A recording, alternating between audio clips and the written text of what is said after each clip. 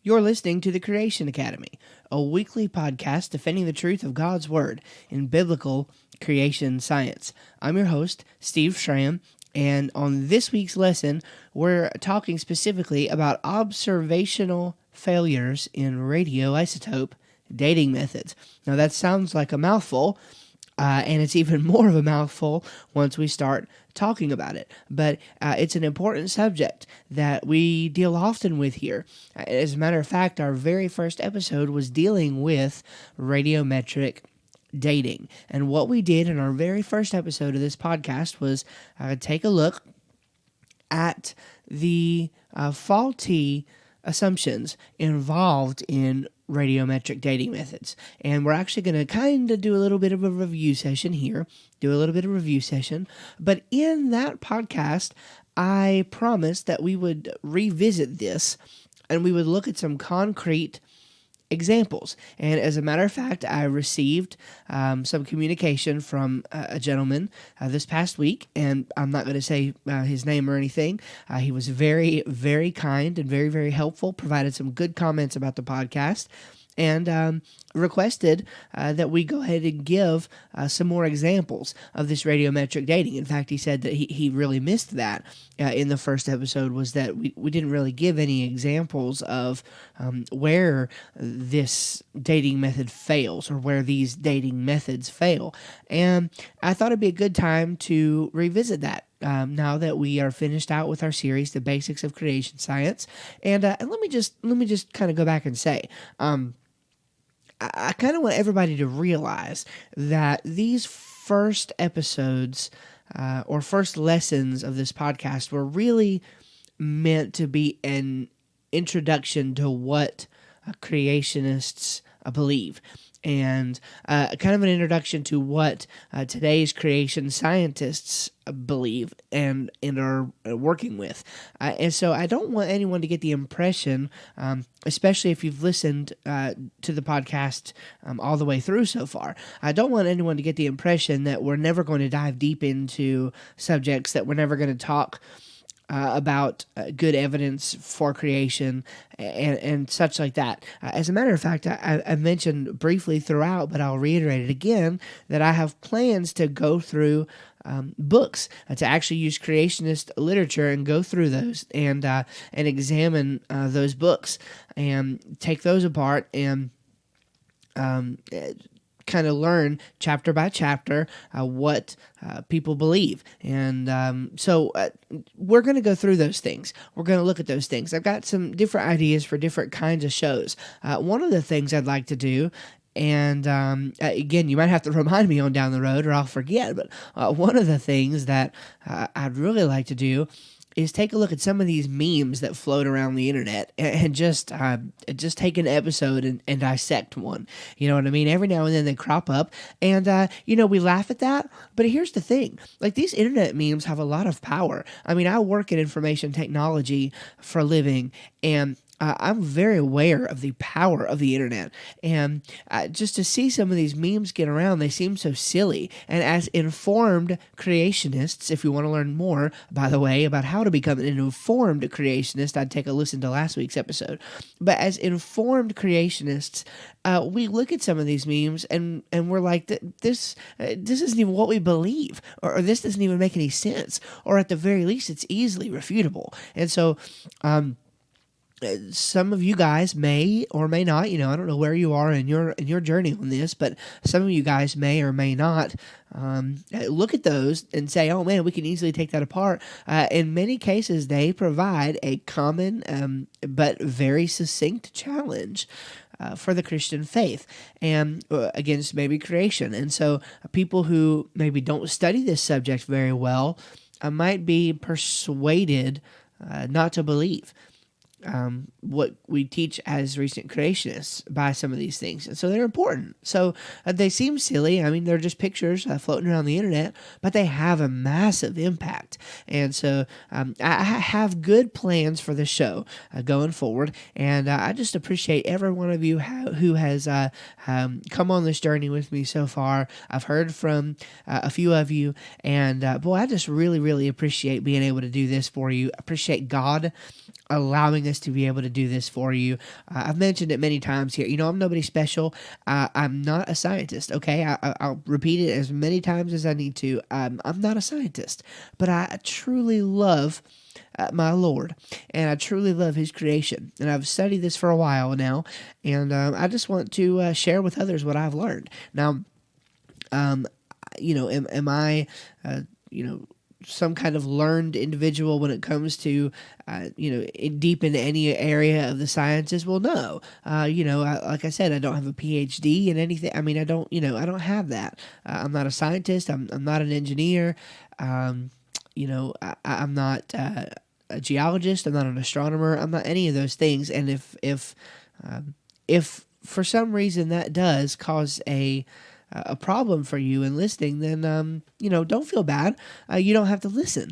And again, I just want everybody to know that the position where I'm coming from. I want you to know me. I want you to know that I love my Lord. I want you to know that I love creation science. I'm very passionate about it, and I'll always do my best to give you the best and most accurate information that I possibly can as we go through this journey together. Okay, so I just want you to be aware of that. But we do have good plans for the show. We have good things coming up in the future. Some things that I can't quite dive into yet, because I'm still working on ironing out some of the details. But I'm just really, really excited. So hang around. We're doing good things here, I believe, and we'll just keep on moving forward for the Lord. All right. Now, one thing I do want to mention before we dive into the content for this week is to once again go to steveschramm.com/defend. I will have this in the show notes. steveschramm.com/defend. And when you go there, you are going to find a email course called Defend Your Faith with Confidence. Now, if you're not signed up for this yet, I want to highly encourage you to get signed up for this, especially if you're pretty new to the idea of apologetics, which of course means to give a defense for the Christian faith, okay, to give an answer, an apologia, okay, to give an answer. That's what we're doing here, ultimately, is apologetics. And my blog at steveschramm.com is definitely deals with creation, but is more generally speaking apologetics. Okay, we deal with many different subjects, a lot wider gamut on the blog than we do here on the podcast, because this podcast is pretty specifically centered around creation science rather than apologetics as a whole. Now, every now and then we might delve a little bit into one area or another that's not, quite creation related, but ultimately it will be. And so I encourage you to go there if you're looking for answers to some of the toughest objections to Christianity. And I've wrote this email course called Defend Your Faith with Confidence, and that's what I do in it. I kind of look at 4 common objections to Christianity, and I kind of give 4 answers to those things that you need to have tucked away in your tool belt. And so that's how we do it. And that's what I've done for you. And that's completely free. Again, all I ask from you is that you give me your email address and your first name. Give me your first name, your email address, and we will send you that course, Defend Your Faith with Confidence. It's a 6-day course, has an introduction, 4 lessons, and a conclusion. And I've already had many people go through that and to comment how helpful that has been in their walk, just to get started, especially for those who have no prior knowledge really about apologetics. So that's been really helpful for them. I think it can be very helpful for you as well. So I highly encourage you to go to steveschramm.com/defend and check that out. Okay, before anything else, let's go ahead and get into the content for today. Observational failures in radioisotope dating methods. Okay, we're going to be looking at some, just 3 examples. I'm sure we could find more if we looked around the internet, but we're going to look at just 3 in the interest of time. But I am going to give you a 4th example that's not technically an example of a radioisotope failure, but it really, really provides evidence that millions of years are not necessary in order to see the geographical, the geological, the topological landscape that we see on this earth today. We do not need millions of years to explain that, contrary to what popular science says. We just don't need that kind of time. And my fourth example is going to kind of lend some credence to that and take that route. So as we're looking at this, I want you to keep in mind a few things about radiometric dating. As I said, we're going to kind of review a little bit some of the stuff that we talked about in episode number 1, just to kind of make sure we're back on the same page. So in the radioisotope dating methods, so you have parent atoms and then you have daughter atoms.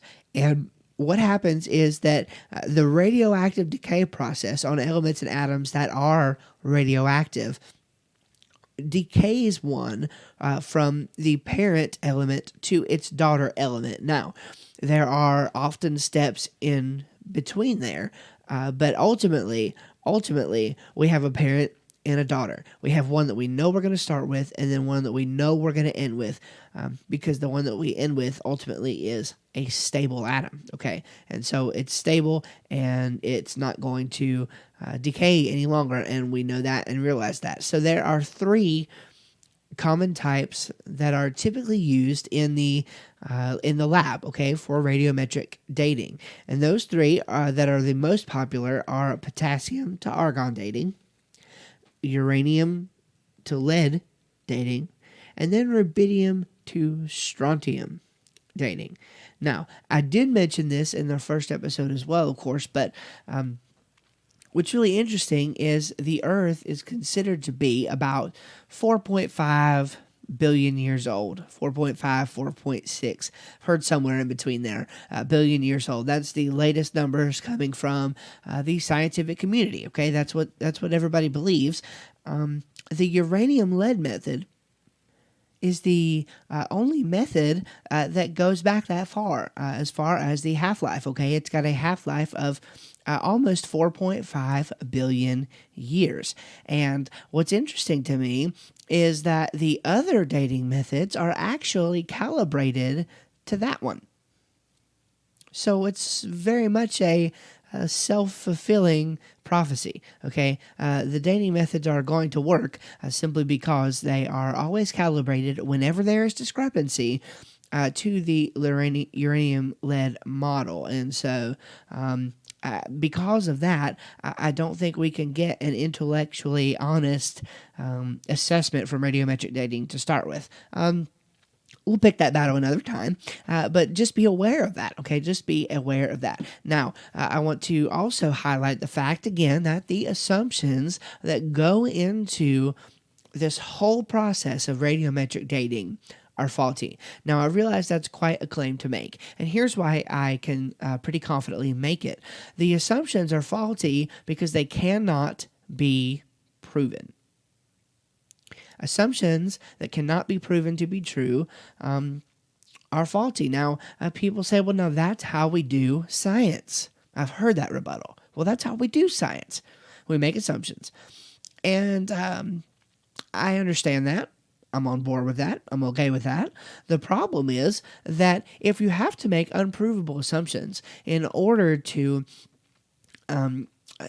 use this methodology, then I'm not so certain that you can actually be 100% correct.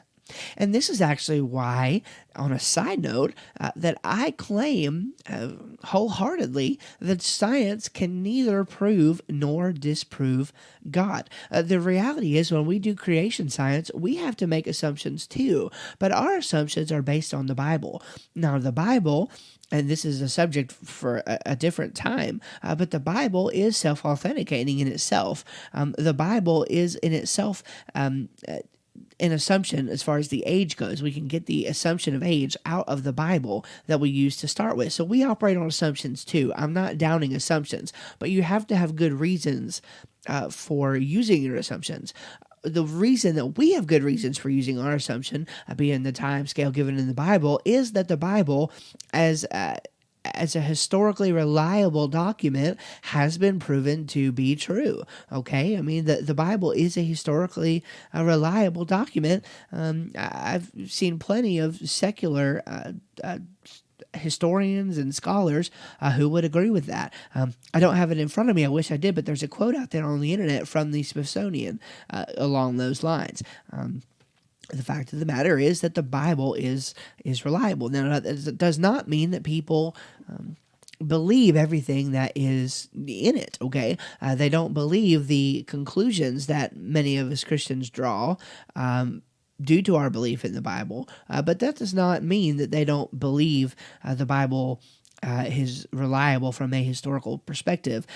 They just leave out some of the supernatural things and stuff like that. So, but what I want you to realize today is that science can neither prove or disprove God. When we talk about creation science, we're simply just trying to make sense of the world as we know that it is because of how the Bible reports it to us. So, yes, we're using models to do that. We use scientific models. That's what anybody does. But you have to have a little better evidence than a model to go on. And when your assumptions are totally faulty going into something, then I think you're going to have a really, really hard time making your case. All right. So you cannot prove these assumptions of radiometric dating to be true, and that poses a big problem. And here are the assumptions, just to go through them by way of review. Now, first of all, we have to know, or we have to assume, that there was zero trace of the daughter element at the time of formation. Okay, so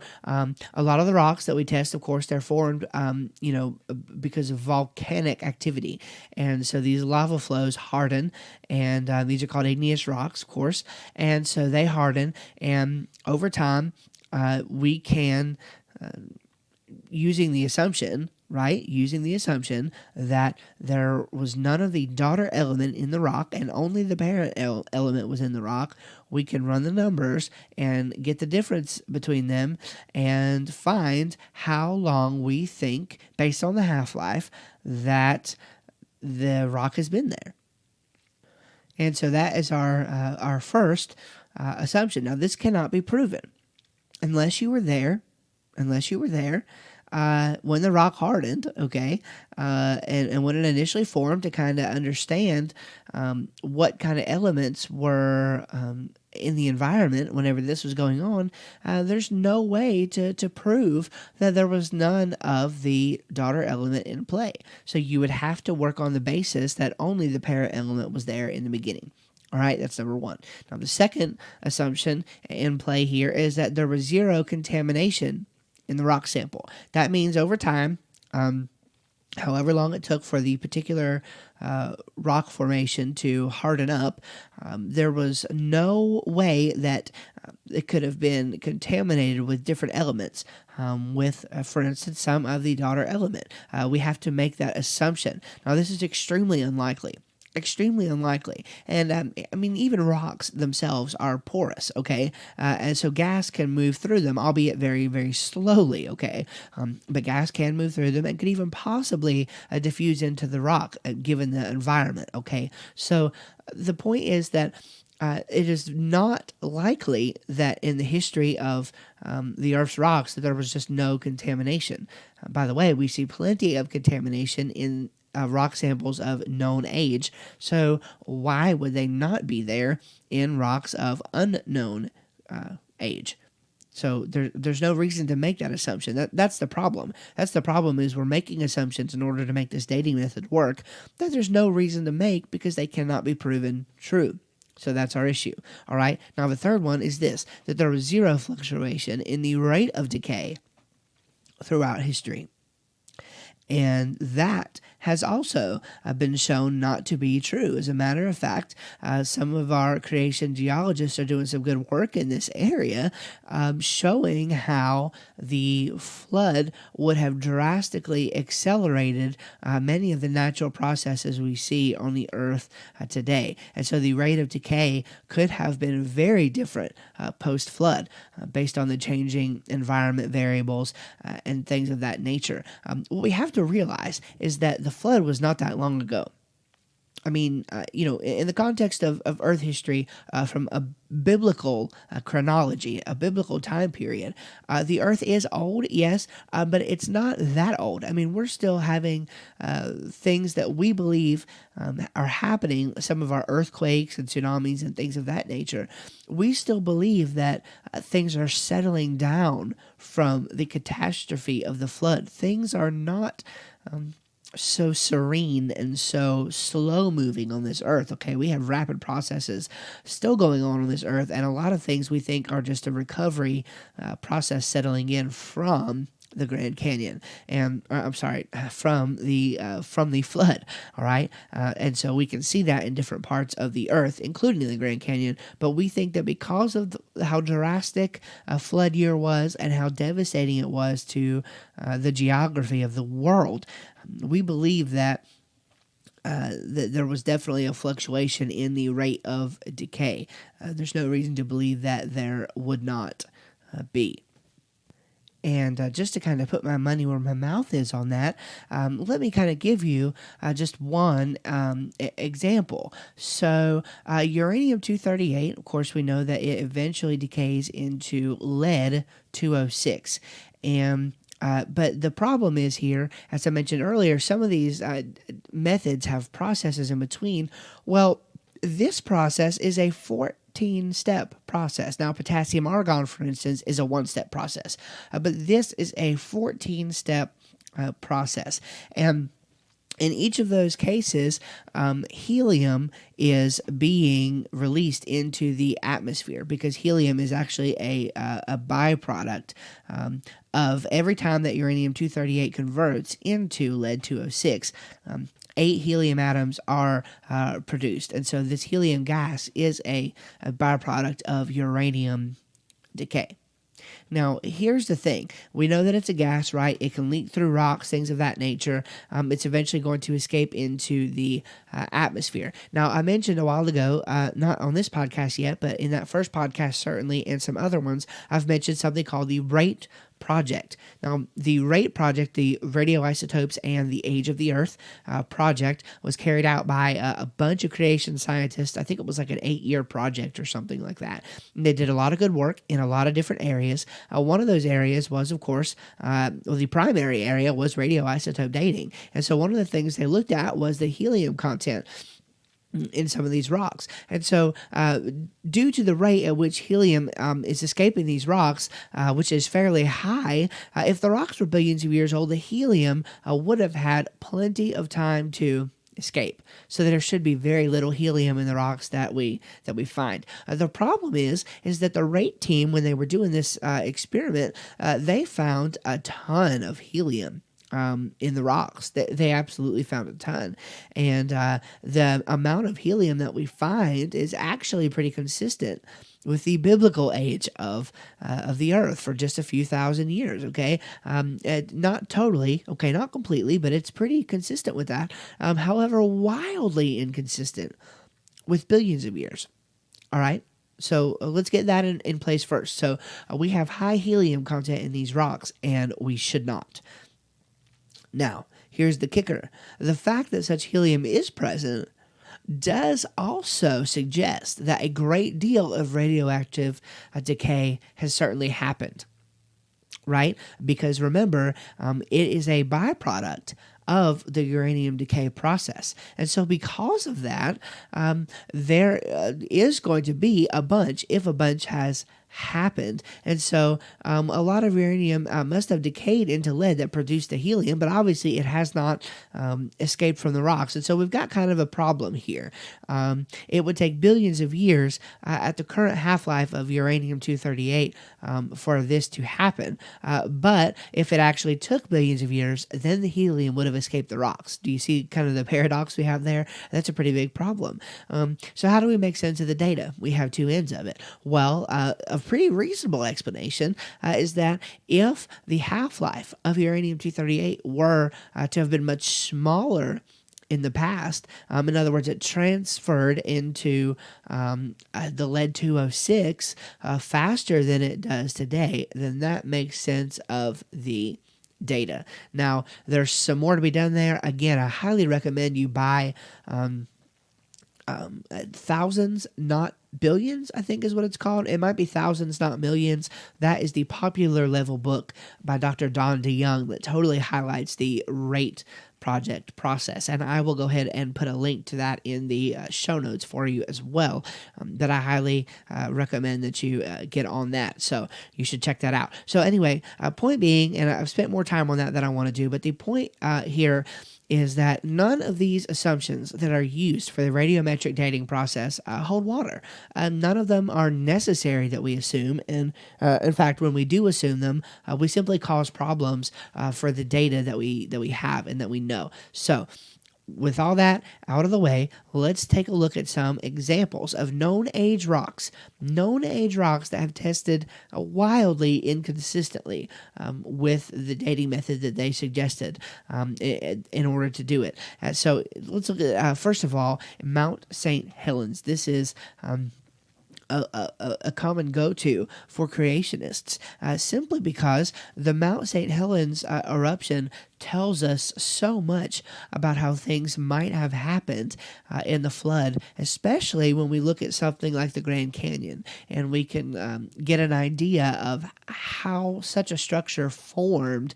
In fact, Mount St. Helens in that area has been referred to as the mini Grand Canyon. I mean, it's quite an astounding sight. I'd love to get out there one day and actually see it for myself. I've only seen pictures. But it looks great, and it's really a testament to how this could have happened, how the flood could have happened, and the kind of destruction that we would assumed to have taken place. Again, when we talk about the flood, we're not just talking about water. Because of the model that we affirm, catastrophic plate tectonics, it deals with a ton of volcanic activity. There would just be a ton of volcanic activity because of the shifting of the plates of the Earth. I mean, things would have just been crazy. When we said the global flood was a worldwide catastrophe, I mean, we do mean a catastrophe. It was destruction by water, yes, but there was a lot more involved than just the water. And so we kind of see in the Mount St. Helens incident a little bit of how that might have happened. So, of course, I want to look at specifically the lava dome there on Mount St. Helens. It's pretty famous, the Mount St. Helens lava dome. And so there's a few things we need to look at by way of background information. So this lava dome was formed between 1980 and 1986. Now, this is not that long ago. Okay, so just to be, absolutely safe here, we're within 40 years. Let's, at worst case scenario, we'd say 40 years. We're within 40 years, 37 years, I guess, removed from the time that this began to happen. And so, again, we know the age of these rocks. They cannot be older than about 37 years. And so we expect when we send these guys off to the lab to get a certain result. And so we sent them off as part of this testing, and we sent them to Geochron Laboratories of Cambridge, Massachusetts. Now, what happened here is Dr. Steve Austin, very well-known creation geologist, and he is more of a soft rock geologist, and he got a 15-pound block of dacite from very high up on the lava dome and sent that in for testing in different parts of it. So, this lab in Massachusetts, Geochron, is a high-quality professional radioisotope dating laboratory, okay? They were only given a little bit of information. They were told that the samples came from dacite and that low argon should be expected. This is all that they were told there at the lab, so as to not influence or contaminate their results. So they were not told that this specimen came from the lava dome at Mount St. Helens. And that at the time of its testing, it was only about 10 years old.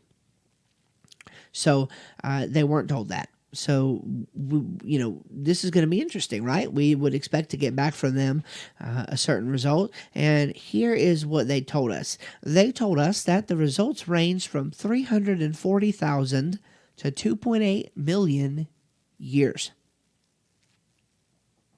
340,000 to 2.8 million years for 10-year-old rocks. A couple things going on here. Number one, That is an extremely high margin of error. Okay, well, they could be 340,000 or 2.8 million. That's a long time. Now, I've realized that to those who believe the Earth is billions of years old, that's a very short amount of time. But for anyone else, certainly for someone who takes the Bible to be true as far as its chronology of only a little over 6,100 or so years, that's a long time. That's a big error margin between 340,000 and 2.8 million years. I mean, that is just catastrophic. A nearly 2.5 million year margin of error. So that anyway, that's gonna be a huge problem. And so that's number one. All right, number two, these results obviously came back as filtered through the standard process using the dating methods that we talked about, using the standard assumptions, those assumptions that we assume would be faulty. And remember, if assumptions are faulty, then it's very, very likely that we're going to get faulty results.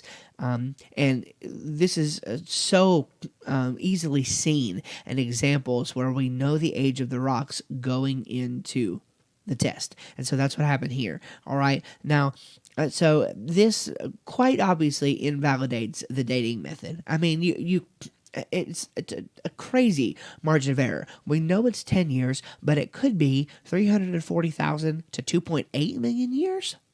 Really? Here's the thing. If this were the only example, I think to me it would be enough to question the results, to question the dating methods.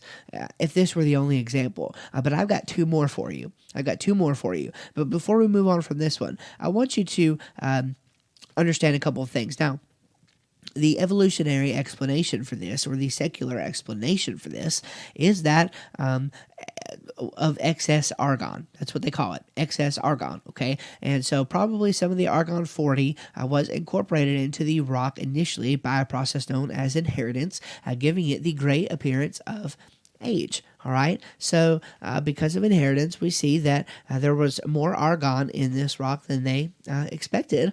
And so that's the explanation for it. Okay, well, that's fine. But why is that not the explanation for every other time? In examples of known age, there is argon contamination in there, or argon inheritance.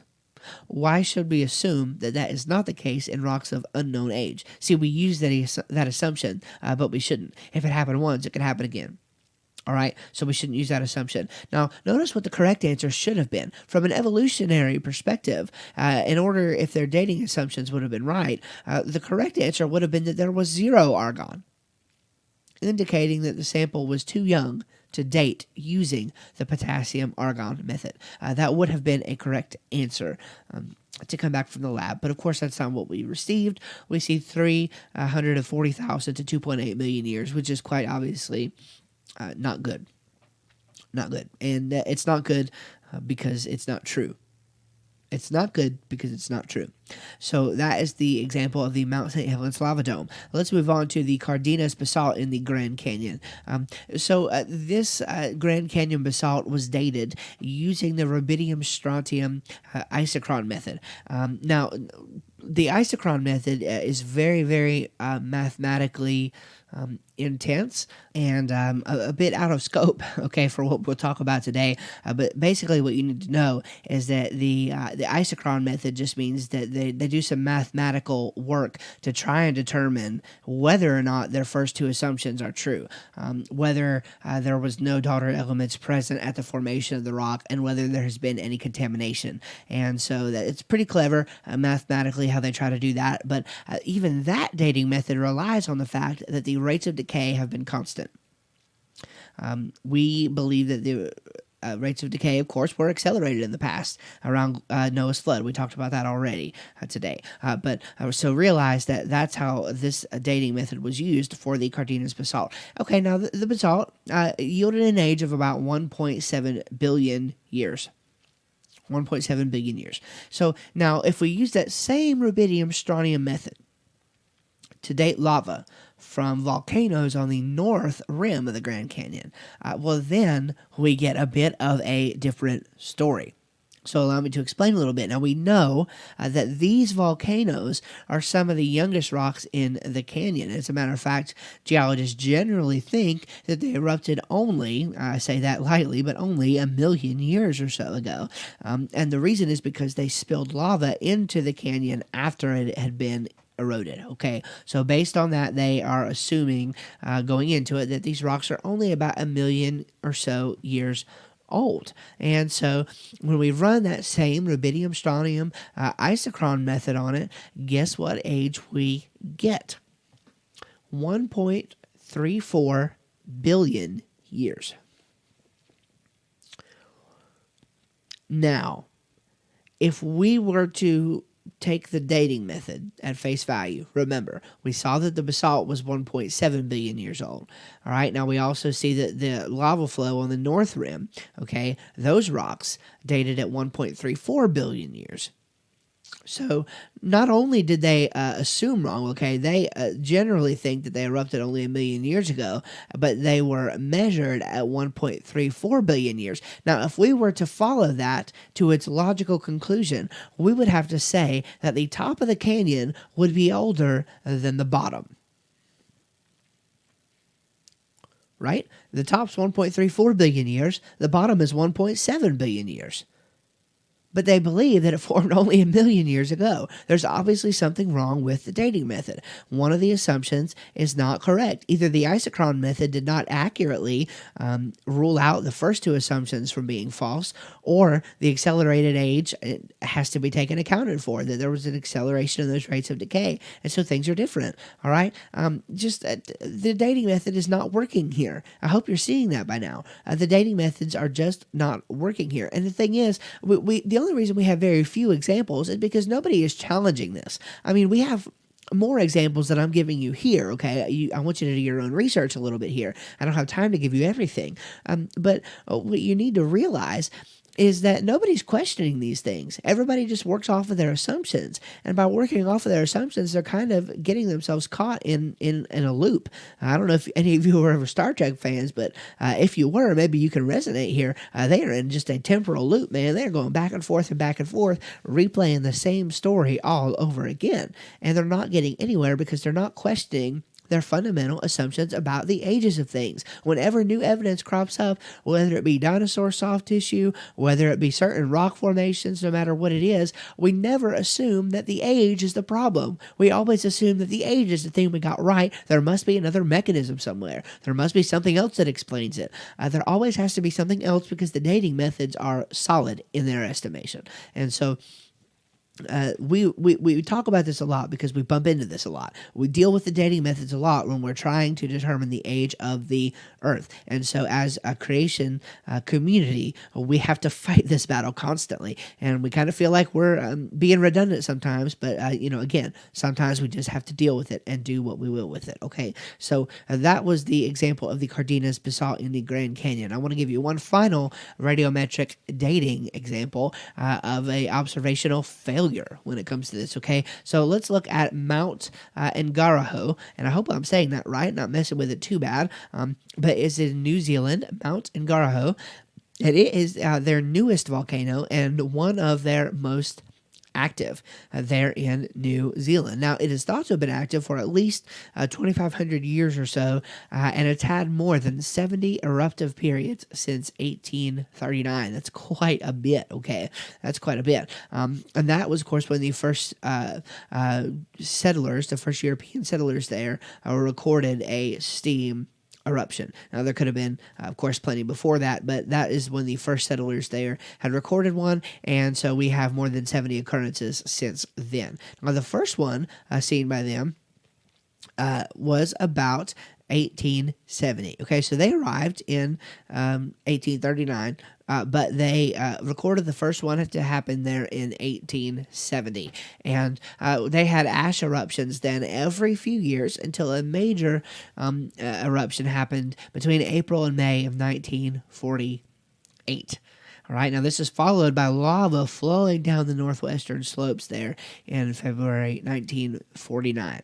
Now, there's another eruption that lasted from the 13th of May in 1954 to the 10th of March in 1955, and it began with an explosive ejection of ash and blocks. I'm just trying to give you some background information here on the Mount Ngauruhoe. Okay, so and that one, almost 8 million cubic meters of lava flowed from the crater in a series of 17 distinct flows. 17 different flows, 8 million cubic meters, which is about 280 million cubic feet. So, what we saw there is that cannon-like, highly explosive eruptions in January and March 1974 then threw out large quantities of ash as a column into the atmosphere and as avalanches flowing down the cone's sides. So we got a couple recorded instances here, 1948 to 1949, 1954 to 1955, then we've got a 1974.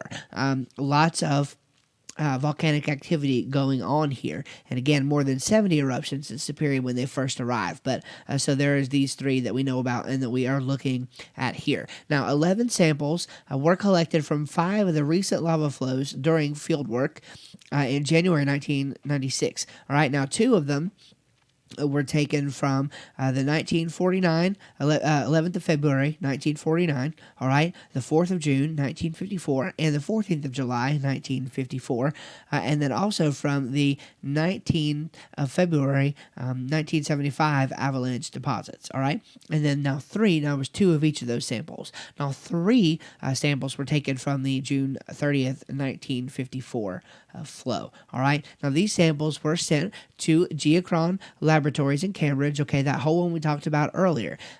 They were sent for whole rock, potassium, argon dating. Now, remember, this is a pretty highly respected commercial laboratory. By the way, new information here, but the lab manager there has a PhD in potassium argon dating. The guy knows his stuff, at least at this point in time. I don't know if it's still the same person, but at this point in time, that was the scenario. All right. Now, we did not provide to them any specific location, any expected age information. None of that was given to them. All right. We did describe the samples as probably young with very little argon in them so as to ensure extra care was taken during the analytical work. Now, by the way, that's the same amount of data that was provided in 1992 by Steve Austin, if you'll remember, when testing the lava dome there from Mount St. Helens. So roughly the same kind of scenario. We gave them the stuff, said, look, it's probably pretty young, probably very little argon, so do with it what you will. Now, the ages that they reported back to us for these lava flows were between 270,000 to 3.5 million years. These are for rocks which were observed to have cooled from lavas 25 to 50 years ago. One sample from each flow actually yielded ages of around 270,000 to 290,000 million years, while all the other samples gave ages of course, millions of years. Now, the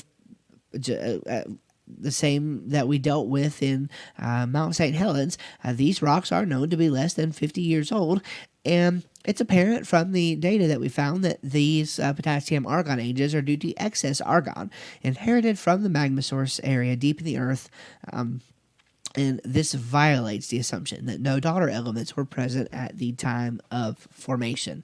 All right, now here we are again, kind of the same song and dance. And we must understand that if all of this contamination and inheritance and all these other things is happening in rocks of known age, why do we just assume that it does not happen in rocks of unknown age? It's very convenient that the known age rocks that we test are coming up with ages of millions and millions of years, but the unknown age rocks that we test are coming up with millions and millions of years. And we want to take the second half of the data, but not the first half. And so that's what we find going on in lots of our mainstream science facilities. And it's very unfortunate, but that is the story that's being sold. And I'm a young earth creationist. Yes, I am not a conspiracy theorist. I do not believe that everybody is out to get us. Now, Satan's out to get us, and he certainly works in the world and does what he will with the world. Insofar as God allows it, all right? And we must be cognizant of that and aware of that. But I don't believe there's some mass conspiracy theory. I don't believe there's some mass deception going on. I think people are just simply blinded. They've got spiritual blinders on, and they're not able to see the impact of their actions, and they're just not able to see the fallacy of what it is that they are doing. All right, I honestly believe that they just cannot see it. We need to pray for them.